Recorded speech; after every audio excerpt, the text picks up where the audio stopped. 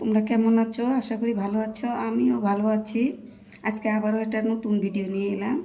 সেটা হলো, দেখো এখানে আটা নিয়েছি। এই আটা দিয়ে একটা রেসিপি তৈরি করব।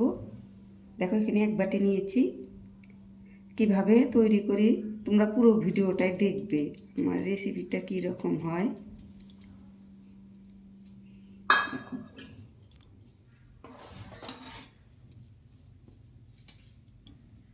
দেখো এখানে সামান্য লবণ দিয়ে দিলাম।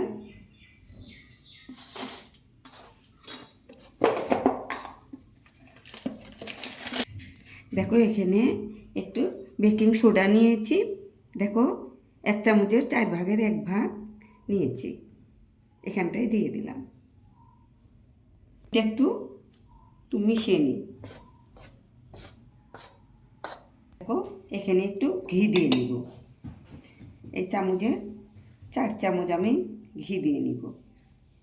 তোমরা সাদা তেলও দিতে পারবে, আমি একটু ঘি দিয়ে নিলাম।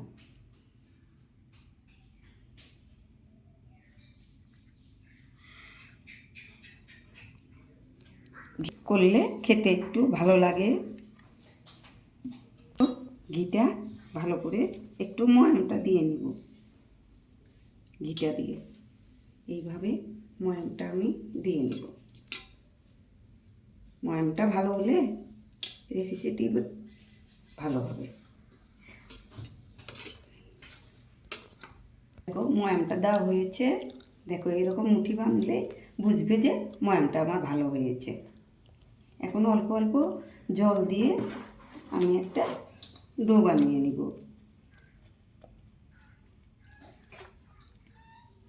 বেশ টাইট করে একটা ডো তৈরি করব।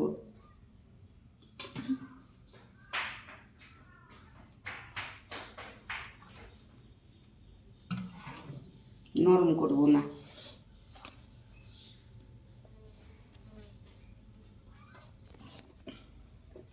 দেখো এইরকম একটা ডো হয়েছে, বেশ একটু টাইট। এইরকম ডো হয়েছে। এটা একটু 10 মিনিট রেস্টে রাখবো, ঢেকে রাখবো। একটু ঢেকে রাখি। দেখো 10 মিনিট হয়ে গেছে, অনেকটা একটু নরম হয়েছে। আর একটু মেখে নিব। দেখো এখন আমি এটা একটু চ্যাপটা করে নিয়ে একটা রুটির মতো করব।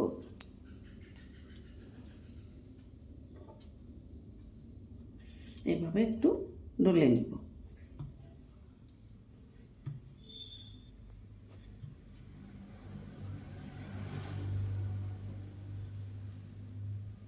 দেখো এরকম করে রুটির সে একটু মোটা করে বেলে নিয়েছি।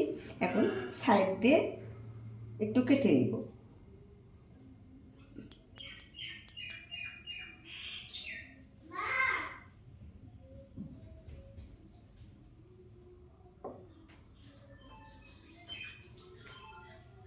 এগুলো দিয়ে আবারও বেলে নিব। এগুলো দিয়ে এইভাবে একটু সরু সরু করে এইভাবে কেটে নিব।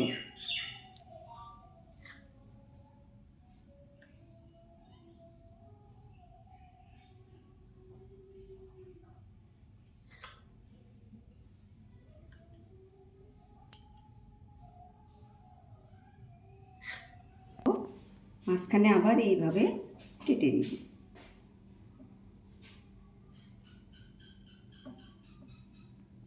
দেখো এরকম করে কেটে নিলাম। এইভাবে বানিয়ে নিয়েছি। কড়াতে তেল বসিয়েছি। একদম হালকা জালে আমি এগুলো ভেজে নিব। তেলটা একদম হালকা গরম করে নিব। দেখো এগুলো আমি ছেড়ে দিচ্ছি।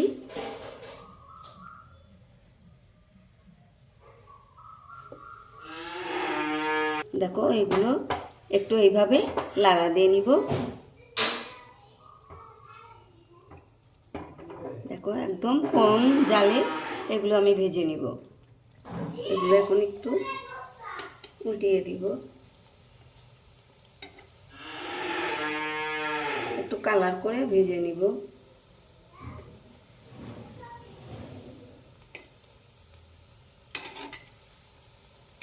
দেখো এগুলো ভাজা হয়ে গেছে।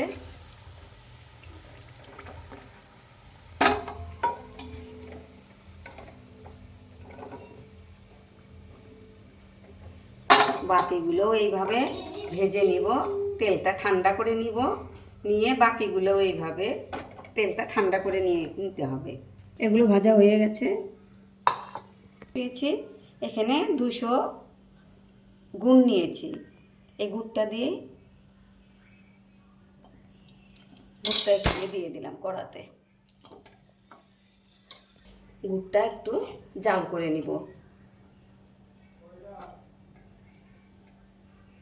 এগুলো ঠান্ডা হয়ে গেছে। ঠান্ডা এগুলো আমি দেখো এনো গুড়টা পাক দিয়েছি, এটার মধ্যে আমি দিয়ে দিব।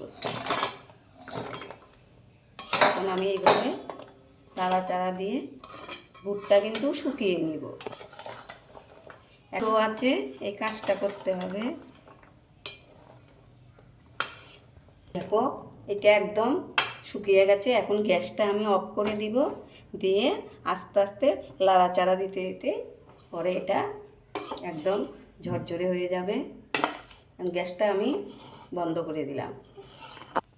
দেখো এগুলো বেশ ঝরঝরে হয়ে গেছে। দেখো এখন ঠান্ডা হয়ে গেছে, সুন্দর ঝরঝরে হয়ে গেছে। এখন আমি এগুলো সব করে নিব। দেখিয়ে দেবে বন্ধুরা, দেখো আমার গুড়ের কাঠি গজা। দেখো গুড় দিয়েই বানিয়েছি। দেখো কী রকম হয়েছে, দারুণ কিন্তু খেতে। তোমরা এইভাবে বানিয়ে খাবে, দেখবে, খেয়ে আমাকে কমেন্ট করে বলবে যে কী রকম লাগলো। একবার বানালে না রোজ রোজ বায়না করবে এগুলো বানানে। তাহলে বন্ধু, আমার কাঠি গজা যদি ভালো হয়ে থাকে তাহলে তোমরা আমাকে একটা লাইক কমেন্ট শেয়ার করবে, সাবস্ক্রাইব করবে, অনেক অনেক শেয়ার করে দিবে। আগামীতে আবার এই রকম নতুন নতুন ভিডিও নিয়ে তোমাদের সামনে আসব। তোমরা ভালো থেকো, সুস্থ থেকো। থ্যাংক ইউ বন্ধু। হ্যালো বন্ধুরা, দেখো আমার গুড় দিয়ে যে কাঠি গজাগুলো বানিয়েছি, দেখো কি দারুণ হয়েছে। তোমরাও এইভাবে বানিয়ে খেয়ে দেখবে, দেখবে কি টেস্ট। আর এইরকম বায়না করবে তোমাকে যে এইরকম কাঠি গজা বানাও। দেখতেও কত সুন্দর, খেতেও কিন্তু মজা লাগে। তোমাদের একটা আমি ভেঙে দেখাচ্ছি, দেখবে। দেখো কত সুন্দর হয়েছে, খেতে কিন্তু দারুণ লাগে। তাহলে না খেলে কিন্তু মিস করবে। তাহলে এইরকম নতুন ভিডিও নিয়ে আবার আগামীতে দেখা হবে। তোমরা ভালো থেকো, সুস্থ থেকো। থ্যাংক ইউ বন্ধু।